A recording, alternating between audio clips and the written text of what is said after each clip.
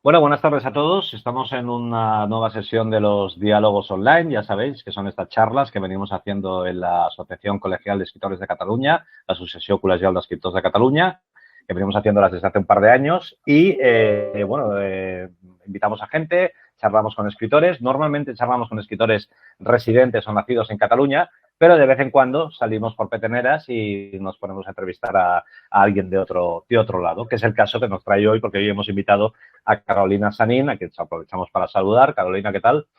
Hola, ¿qué tal, Álvaro? Muy bien. Gracias. Y ya sabéis igualmente que aunque este acto está organizado por la CEC, el acto está patrocinado por Cedro.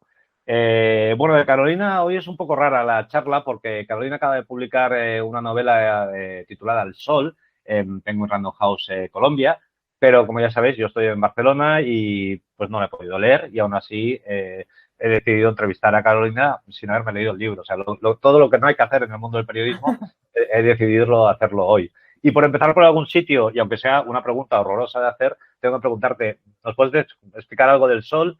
¿De qué va?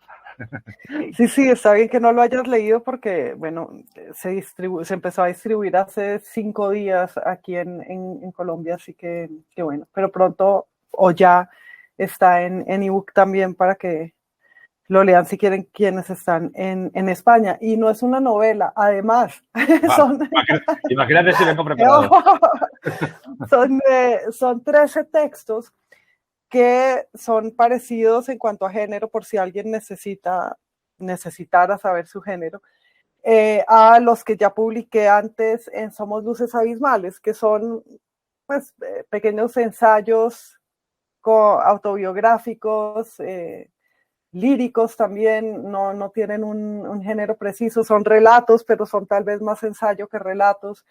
Y bueno, esta cosa que yo hago, y esta vez son 13, y uno de ellos, el último, se titula El Sol, que da título a la colección, y eso es. Perfecto. Y Pues es para, sobre el sol. pues teniendo en cuenta esto, como no he podido leer el libro, pues hemos decidido hacer un poco la entrevista hablando un poco de la forma de trabajar que tiene Carolina, que siempre es agradable escuchar a un escritor contar, digamos, sus trucos de escritorio y sus secretos de cocina, digamos. Y yo quería empezar, porque siempre es como más sencillo empezar preguntando por los horarios, ¿no? Que es como una cosa que suele atravesar a todos los escritores, ¿no? Yo quería preguntarte, ¿tú tienes un horario laboral a la hora de escribir o escribes cuando puedes o cómo funcionas? No, escribo cuando puedo.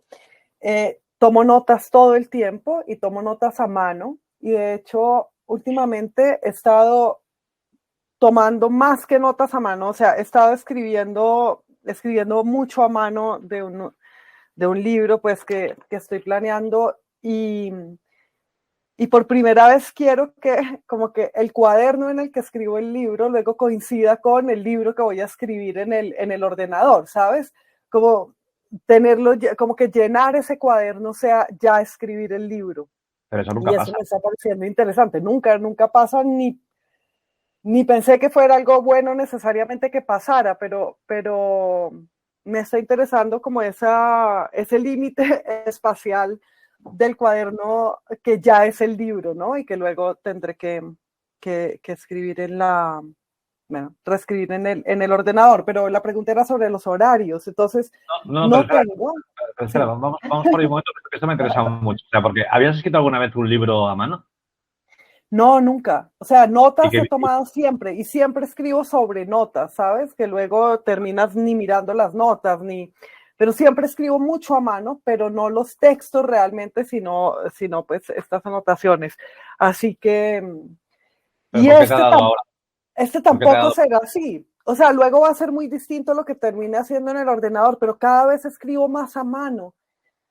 Y no sé por qué me ha dado por eso. Creo que por una dificultad de concentración, Álvaro, y creo que también como ahora tengo todo en la misma pantalla, ¿sabes?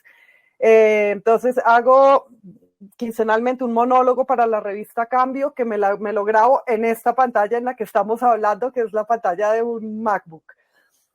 Luego doy las clases que doy, todas o casi todas son ahora virtuales, entonces estoy en esta pantalla también. Y como que quise sacar, o pasó que se necesitó que saliera la escritura un poco de esta misma cosa de todo, ¿no? Que se hiciera más íntima y más, que no hubiera como un ojo o un espejo con el que ya identifico o asocio este momento y esta pantalla, sino que recogerme fuera a escribir ahí. De hecho, ahora que lo pienso, también, ahora que estoy escribiendo tanto a mano, tampoco escribo en el escritorio, en este escritorio donde estoy ahora y donde hago todo, sino en la mesa del comedor. También he quitado la escritura de todo lo demás y por eso supongo que estoy escribiendo más a mano. Esto Rodrigo Fesán lo solucionaba con 2 ordenadores. Bueno, hay muchos autores que tienen 2 ordenadores, el ordenador de la literatura y el ordenador de trabajo. Esto no te lo has planteado. Ahora también tengo 2, pero el otro, o sea, me compré un ordenador nuevo hace como, no sé, 2 meses y solo lo he usado una vez. Es raro cambiar de ordenador, como que empezar un ordenador nuevo, no sé, me da como nervios y entonces aquí lo tengo guardado. Aquí está encima del escritorio en una funda. ¿No lo has usado nunca? No, bueno, ya lo voy a empezar a usar la semana entrante cuando empiece a transcribir este librito que quiero hacer.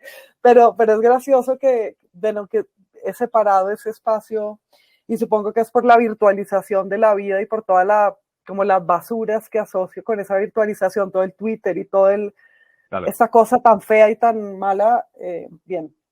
Pero los horarios. No, seguimos, que por aquí has abierto una cantera y una beta. Bien. O sea, tú no tienes miedo a la página en blanco, tú tienes miedo al ordenador en blanco, digamos, ¿no? Sí, exacto, al ordenador, a estrenar un ordenador, sí, es como estrenar un cerebro un poco, ¿no? Como tal cual, he descubierto que tengo mucho vértigo, además no he descubierto, la vez pasada también, hace, no sé, 6 años, que fue la última vez que estrenó un ordenador, tardé como 4 meses después de que lo compré en empezar a trabajar en el nuevo, sí. Oye, ¿qué has descubierto de tu propia escritura al empezar a escribir a mano? Me gusta muchísimo escribir, o sea, me gusta mucho el acto físico. El acto físico y el tacto de la escritura. Hay bueno, escribo siempre con pluma fuente y pluma fuente, tengo varias. Con plumas, plumas. No se dice allí pluma fuente, plumas, sí. Sí, bueno, plumas sí, pero fuente no sé qué significa. Bueno, pensé que se llamaba así, aquí en algún momento se decía así antes, vale. Ahora ni se dice porque ya se usa poco, supongo. Entonces tengo varias. Vale. Escribo con pluma y me gusta cambiar el tamaño de la letra, por ejemplo, ¿Escribiendo a mano? Tener una letra muy grande, sí, entonces escribir más pequeño y ver cómo todas esas modificaciones, sentir si eso modifica o no lo que voy escribiendo. Y también escribo con tintas de distintos colores. Me gusta ver cómo se llena la página y cambiar de página y hacer cuadros dentro de la página y como distribuir en esa zona, como en ese espacio físico, lo que voy escribiendo. Entonces me gusta mucho hacer cuadros, hacerlo. ¿Te refieres como a hacer despieces dentro de la página, como si estuvieras maquetándola? Como escribir dentro de la página un poquito más enmarcado dentro de la página otra cosa, como si fuera una glosa de la misma página que estoy escribiendo y enmarcarla dentro de la página y cosas así. Me está resultando como amable, ¿sabes? Es como un desdoblamiento más interesante que en la pantalla, como un desdoblamiento de lado a lado en vez de estar enfrente de ti en este espejo. Sí. Es como tener junto al hombro a la otra que escribe en vez de tenerla proyectada devolviéndote la mirada, pero eso ya está más raro y más paranoico. Pero te has dicho que cambias de tinta y cambias de tamaño de letra y cambias esas cosas para ver si lo que escribes se ve afectado por estos matices. Y se ve afectado. Y claro, y no lo puedes ver nunca, o sea, es algo que no puedo ver porque no sé qué tanto eso afecte a lo que se me vaya ocurriendo. Pero es en parte estar en 2 lugares a la vez. Mira, ayer, por ejemplo, que estaba dando una clase sobre Virginia Woolf, sobre el ensayo de una habitación propia, sí. Notaba cómo ella, mientras va desarrollando su idea de la escritura de las mujeres y de la autonomía de las mujeres y del dinero de las mujeres, etcétera, va contando por dónde va caminando, si ya llegó a su casa y luego cenó y qué cenó. Entonces, ese estar en dos lugares a la vez sirve para que el pensamiento coja algún curso, ¿no? O, bueno, determinado curso, o para dejarlo en pausa y luego recogerlo, y mientras no lo recoges y está en pausa, engorda, digamos, para usar una metáfora que ella misma usa con la pesca, devolverlo a la corriente para que engorde. Bueno, entonces esto de pensar en dos cosas al tiempo, o estar viviendo y estar caminando, y también contarlo mientras estás contando cuál es la vida de una idea, creo que puede tener alguna correlación. Todo esto me lo estoy inventando ahora, ¿no? Pero bueno, está bien. Creo que puede suceder algo parecido con escribir a mano y aquello que escribes. Mientras vas escribiendo a mano y vas mirando cómo te está saliendo la S y cómo va transformándose la P cuando la pones mayúscula o no, vas larga y vas pequeña, y vas recorriendo con la caligrafía. Sí. Creo que tengo buena letra, más o menos, o una letra más o menos, sí, bonita. Y mientras vas recorriendo la página con la caligrafía, también va recorriendo el pensamiento de su propio cauce y vas escribiendo unas cosas. Pues también una manera de estar en dos lugares a la vez, ¿no? Cuando escribes, pues con la fuente del ordenador en el ordenador y tecleas, realmente ese teclido, ese sí. Teclado, no es un camino independiente, no es casi nada, ¿no? Es una cosa muy automática y todas las teclas son iguales y claro. Son iguales realmente, no estás yendo por unos caminos. Entonces creo que escribir a mano se relaciona con eso. En el taller de escritura mío, el que yo dirijo, siempre les pido que los ejercicios que hagamos durante el taller, ya sean los talleres virtuales o en los presenciales, los hagan a mano en un cuaderno allí, en una libreta. O sea, luego los que tienen que hacer de una sesión a otra y ya darme para que yo los revise y todos los critiquemos, no sé qué, los hacen pues en el ordenador. Pero los que no tengo que leer yo ni nadie, pero que hacen durante la sesión, quiero que los hagan a mano. Y además son ejercicios muy rápidos, de 4, 5, 6 minutos, en que propongo un tema, un problema o cualquier asociación, y creo que ese ejercicio y esa conexión de la cabeza con la mano es súper interesante, y con el trazo de las letras, ¿no? Con eso. ¿Y les gusta a ellos escribir a mano? ¿No te mandan? ¿Sí? No, ¿Y no. los jóvenes no te mandan a paseo?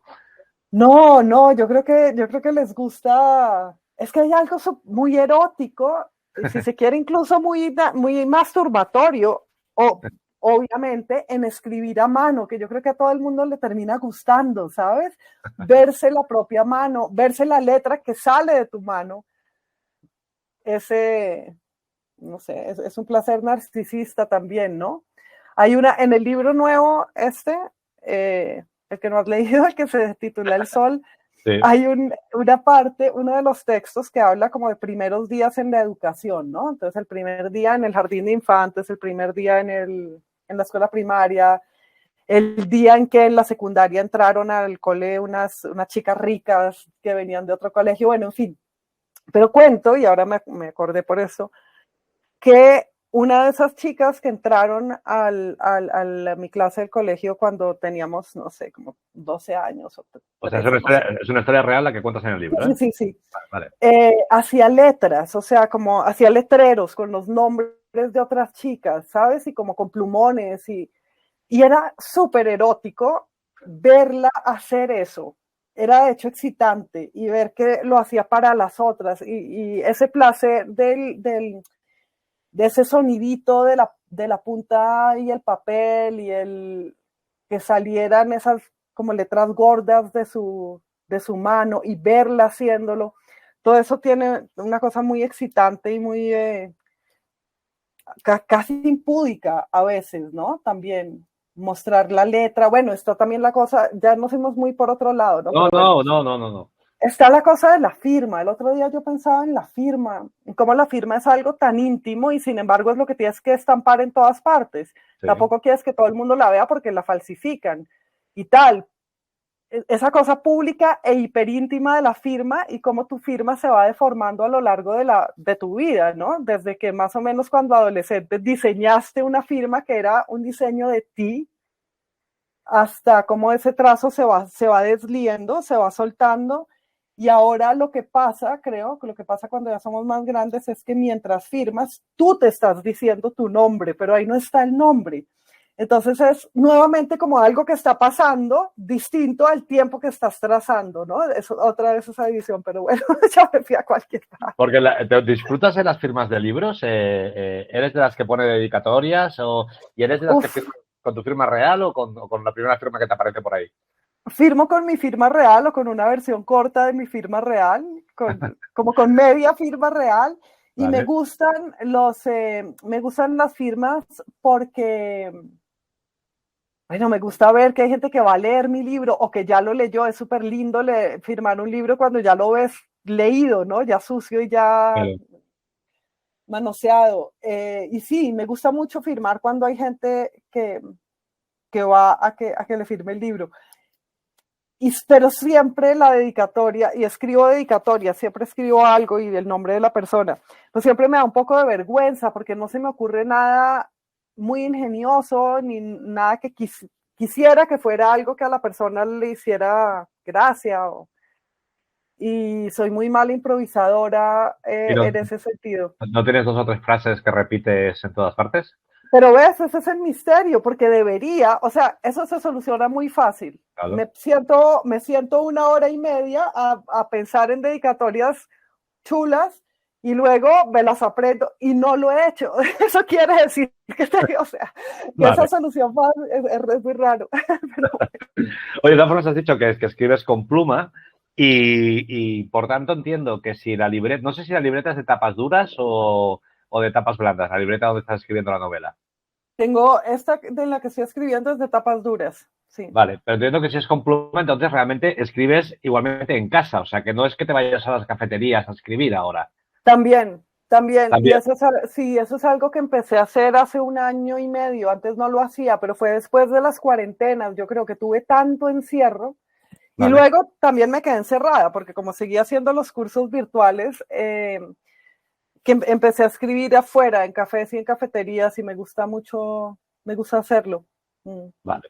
Oye, volvemos al principio de todo. Me dices que no tenías horarios, ¿no? Entonces, ¿qué vas escribiendo? ¿A ratitos? ¿A ratos sueltos? Entonces, sí y no, a ratitos y a ratazos. O sea, cuando estoy así como preparando un libro, lo hago a ratitos. Y luego llega el momento en el que digo, bueno, ya, tengo que terminar esto de aquí a 3 meses o 4. Pero he estado trabajando, tengo 1000 hojas sueltas, fragmentos, no sé qué, y desde ese momento escribo, la verdad es que escribo como todo el tiempo, ¿sabes? Me levanto y escribo, luego tengo que hacer, qué sé yo, cosas, ¿sí? Claro. Cosas. Entonces voy, hago las cosas, vuelvo y sigo escribiendo, luego doy clases y sigo escribiendo.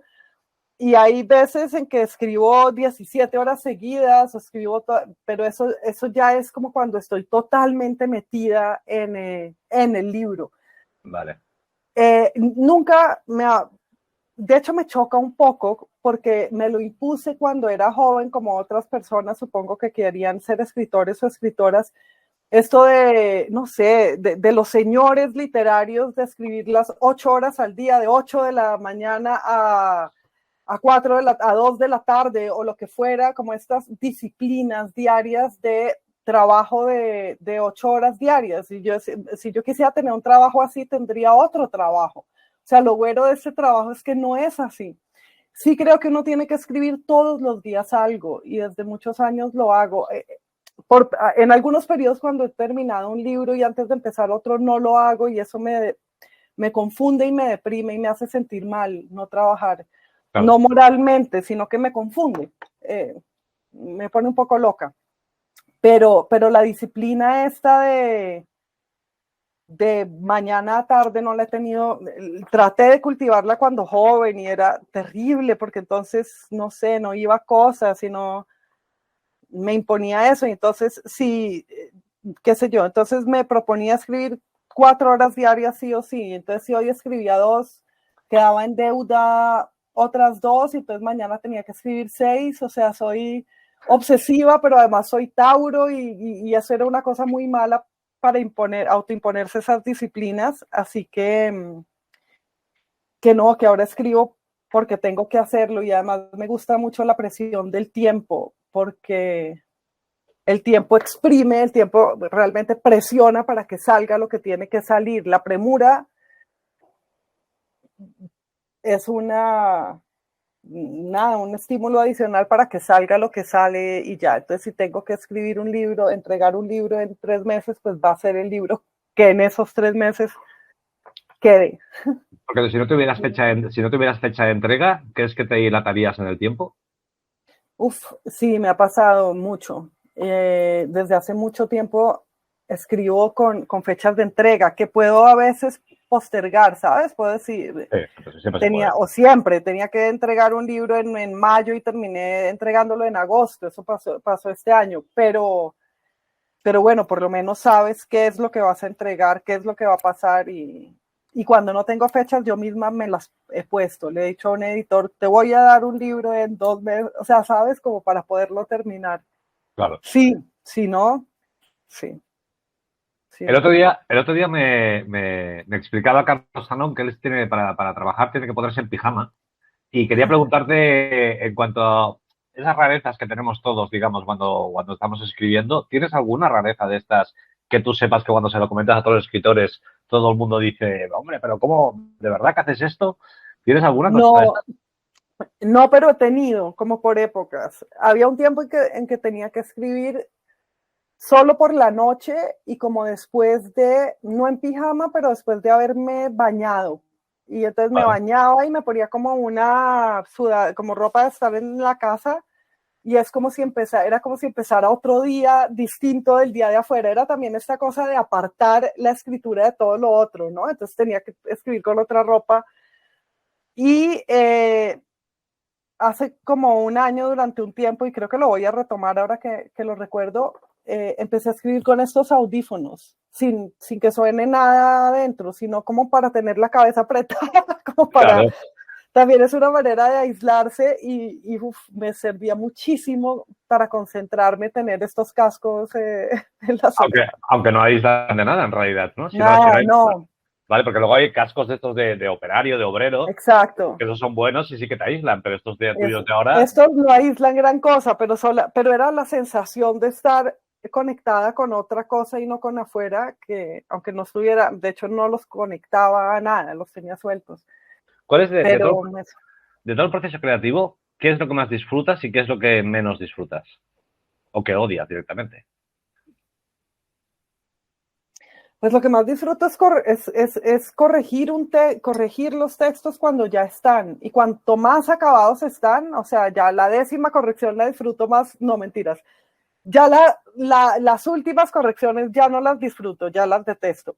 Pero digamos, si hubiera 10, no sé cuántas hay, la 4ª o 5ª es la más placentera cuando ya realmente la cosa está, pero solo la puedes mejorar, ¿sabes? Vale. Ni siquiera tienes que meterle ni cambiarla por otra, sino solo mejorar. Pero llega un momento en que ya lo has visto tanto que no te suena a nada y que te parece totalmente prescindible todo. Y lo es. Desde luego que cualquier libro de uno es cualquier libro es totalmente prescindible, pero hay un momento en que lo has visto tanto que te parece, además, como te aburre, porque ya sabes qué es lo que dice, empiezas a pensar que eso es tediosísimo, de verdad lo que escribiste. Y entonces ese momento es muy feo porque es castigador y es... Claro, ahí me has respondido lo que más te gusta y lo que más te disgusta a la vez. Sí. Claro. Pero el primer de todas maneras, la primera hoja, la primera pasada, no es placentera, es muy angustiosa. Y no es que sea miedo a la página en blanco, es miedo como a la media página, como de acabar.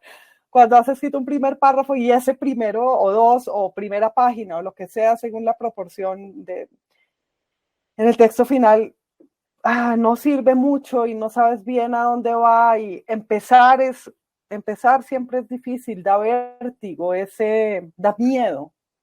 da miedo como,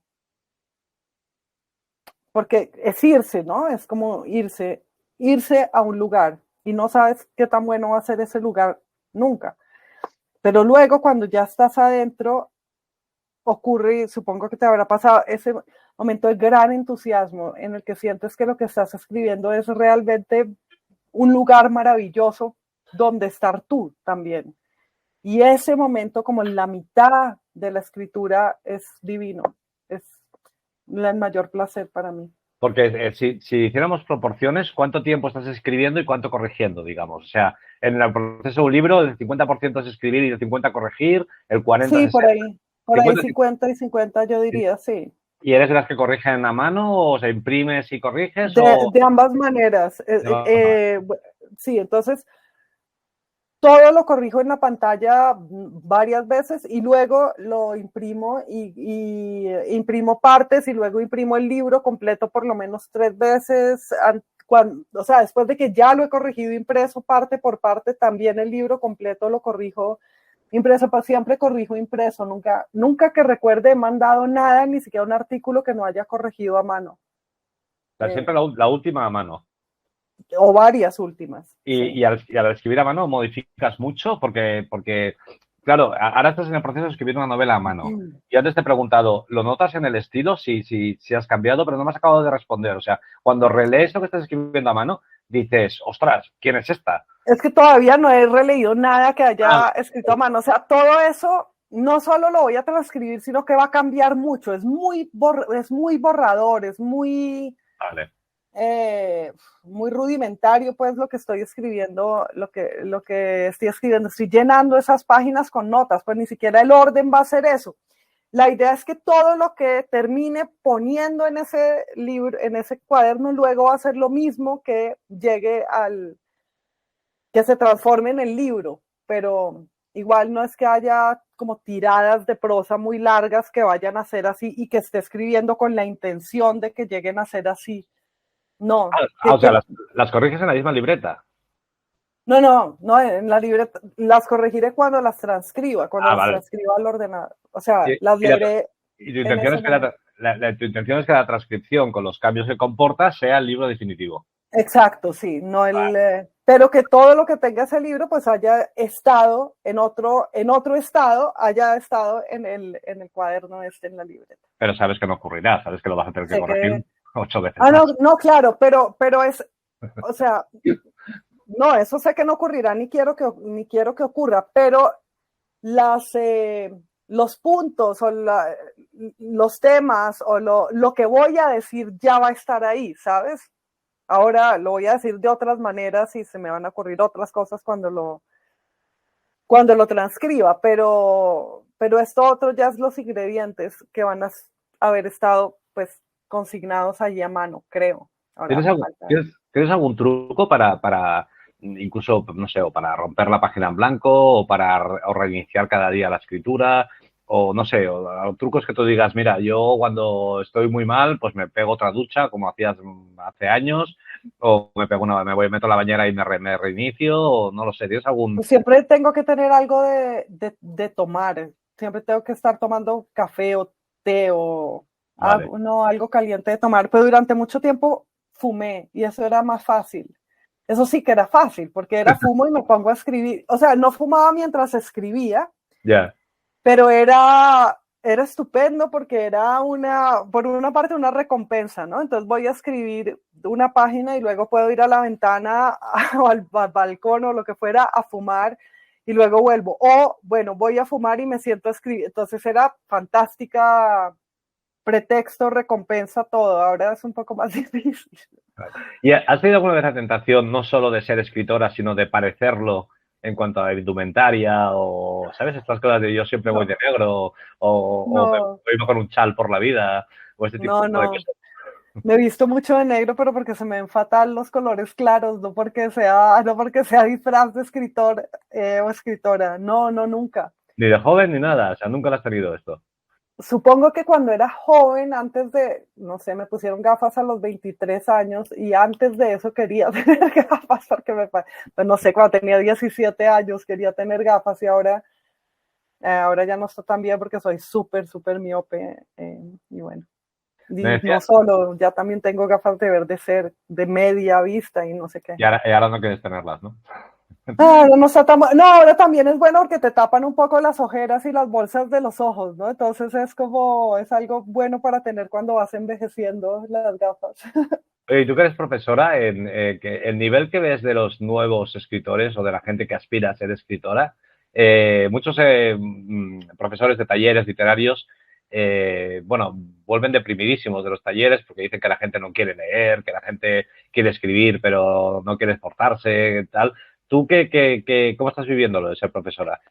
Pues cuando yo daba talleres en la universidad, o sea, cuando los talleres que daba han formado parte de la academia, pues, o de una carrera, sí me parecía un poco a veces descorazonador, porque así como había gente que, que quería encontrar su expresión y además inscribirse emocionalmente en una tradición, en la tradición de la literatura, había otros y bastantes que querían ser escritores, ¿no? Entonces hay esa diferencia entre querer escribir, querer explorar eso, la propia imaginación y la expresión y querer ver el mundo.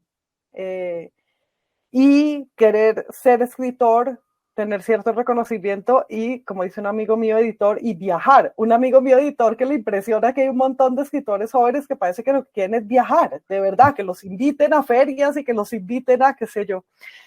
Y entonces eso sí que lo veía. Mis talleres ahora son divinos y nunca, nunca me han dado ninguna desilusión realmente porque son talleres de gente, hay escritores que los toman, escritores que están publicados y grandes, y hay jóvenes de 18 años que los toman y hombres y mujeres jubilados que nunca han escrito nada y están en el mismo taller con estas otras personas y no quieren nunca publicar nada, sino ver qué sale, y entonces es realmente fantástico porque desde el comienzo digo, aquí nunca voy a hacer una antología, no los voy a recomendar a ninguna editorial, eso no es para eso, ese taller mío no es para eso, ¿sabes?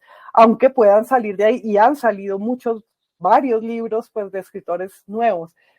Y a veces me dan ganas, empecé a pensarlo hace pocos meses porque nunca me había llamado la atención, de hacer otro tipo de taller que sí sea una especie de formación de escritores como yo quiero que sean los escritores, ¿sabes? Y entonces se me ocurrió hacer unos talleres, pero eso no puede ser este mismo taller, sino de verdad para adolescentes. Hacer un taller así bien, no sé, soviético de formación de escritores, Escuela Carolina Sanín de cómo no ser un escritor tipo, no sé, uno de estos novelistas y hombres y mujeres que hay por miles, todo es más o menos igual. A veces sí quiero hacer una escuela de verdad. ¿Y cuáles serían como los pilares de la enseñanza allí? O sea, ¿cómo conseguir que los escritores sean, no sé si la expresión correcta sería decirlos como los escritores de antes, o es Pues otro no sé tipo? si de antes, pero que escriban algo que sea verdad, ¿sabes? Primero, no pensar en los mandatos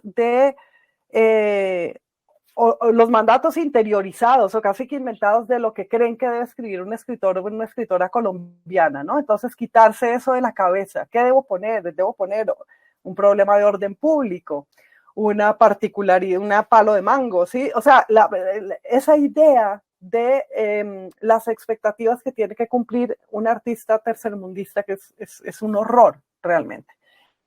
O una artista o una mujer, ¿sí? Entonces, quitarse de la cabeza la identidad del autor o de la autora, eso. Y luego, esta cosa que hago mucho en mis talleres, que es llevarlos a que se vean mientras escriben, o sea, de verdad, cómo están actuando ahí, porque creo que en el momento de escribir de uno sale otra que es la que escribe, no soy yo la que escribe, yo siempre soy otra que escribe o que hace cualquier cosa. Entonces, como esa conciencia de la actuación que está detrás de cualquier arte para mí, que es el arte primera, que es el arte dramático. Entonces, ¿cómo me dramatizo también? ¿Qué más? Revisar los lugares comunes, no solo para descartarlos, sino para ver qué es lo que dicen y así explorarlos y ver a dónde te llevan. tener una gran conciencia o sea, una conciencia muy presente, intensa de la oración, de cómo se arma una oración, de los elementos de la lengua y tener como ese amor gramatical, que no es un amor por la obediencia de las reglas, sino por ver qué valores hay en una lengua que hace que lo que se escribe en esa lengua sea distinto de lo que se puede escribir en otras, ¿no?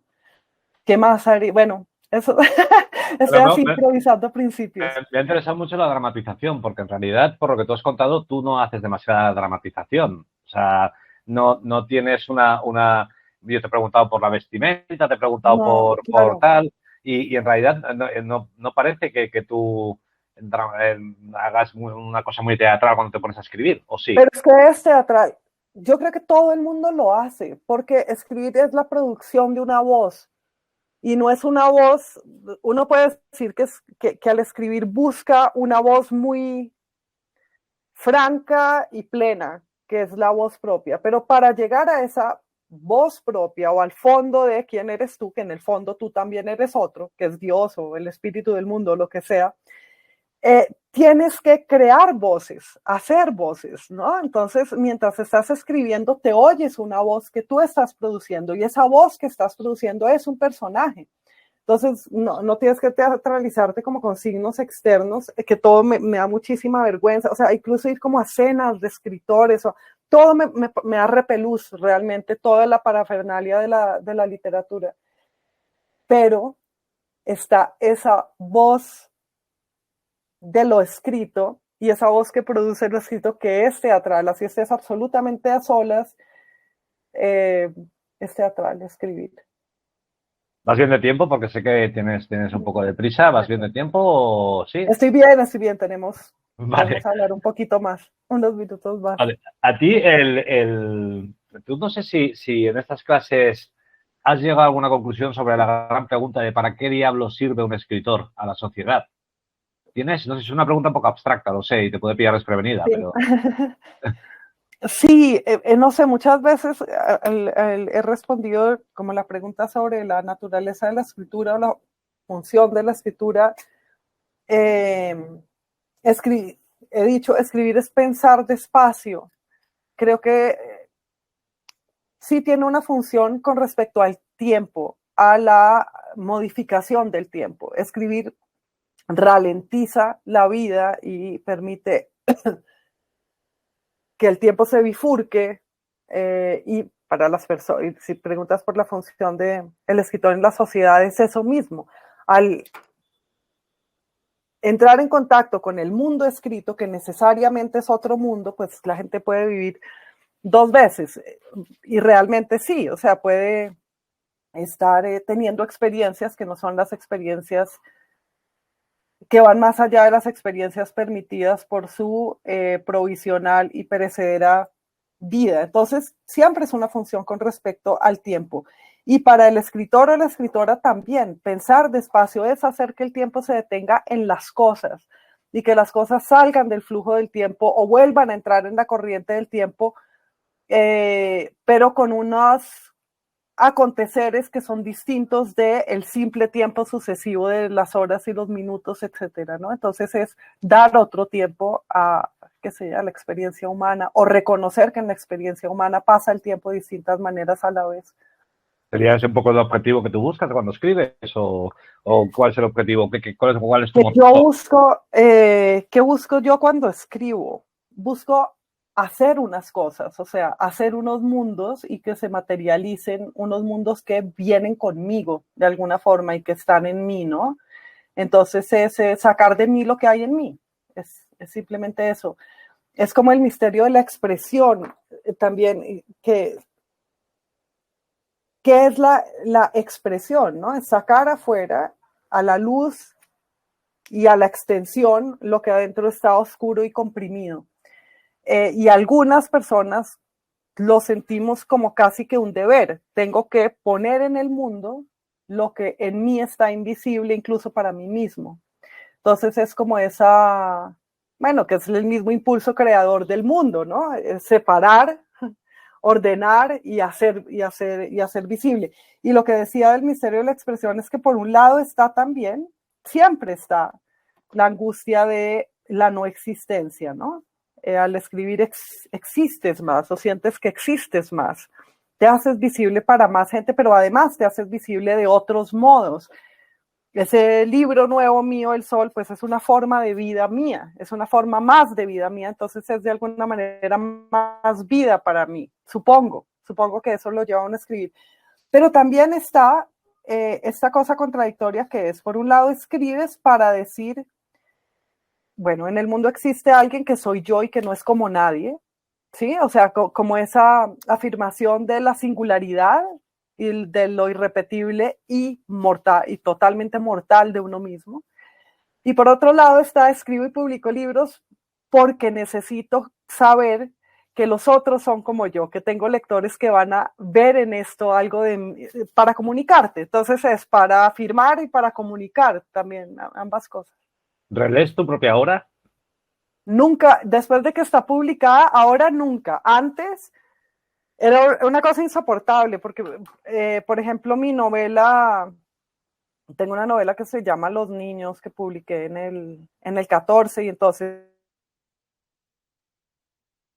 española, la volví a leer y la cambié para la edición española, luego una edición argentina y volví a hacer modificaciones y en la traducción al inglés cambié, de hecho, creo que el final, o sea, y no paraba nunca, ¿no? Y era como esta cosa, yo soy medievalista de formación y entonces sentía que era un poco como un escritor de la era de la cultura manuscrita, ¿sabes? Que con cada transcripción pues volví a hacer el libro otra vez, pero pues era enloquecedor y ahora ya no voy a mirar, no miro para nada un libro que después de publicado y además porque seguramente hay algún error que voy a no, eso es terrible, no lo hago. ¿No? O sea, no los relees para no volver a caer en esa obsesión de corregirlo y de cambiarlo y y esa sensación de ridículo también, o sea, en todos los libros se expone uno y todos los libros son un